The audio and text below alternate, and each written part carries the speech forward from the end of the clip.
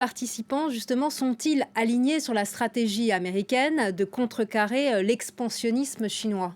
Alors, globalement, oui, mais avec des nuances. Par exemple, vous avez l'Inde. L'Inde, c'est le pays d'ailleurs qui est le plus, avec le Japon peut-être, mais l'Inde, c'est quand même le pays le plus prudent, notamment dans la foulée de cette crise diplomatique qu'on voit, et également dans l'objectif qu'elle veut donner au Quad, à cette mission. Emmanuel Macron d'ailleurs et Narendra Modi se sont appelés récemment, ils se sont échangés, on va peut-être le voir voilà, sur Twitter, des amabilités, notamment en hindi, vous voyez même de la part d'Emmanuel Macron.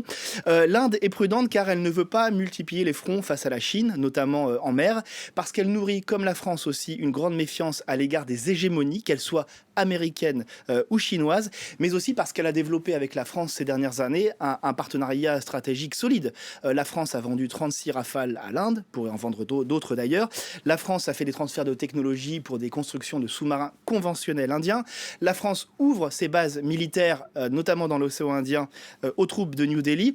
Et il se dit aujourd'hui que l'Inde pourrait être intéressée par la technologie nucléaire française en matière de sous-marins. Ces fameux sous-marins à propulsion nucléaire. Une technologie donc, pour laquelle elle va peut-être courtiser Paris. Une technologie que Washington a pour l'instant toujours refusé de donner à l'Inde. Merci beaucoup Baptiste Falvos pour votre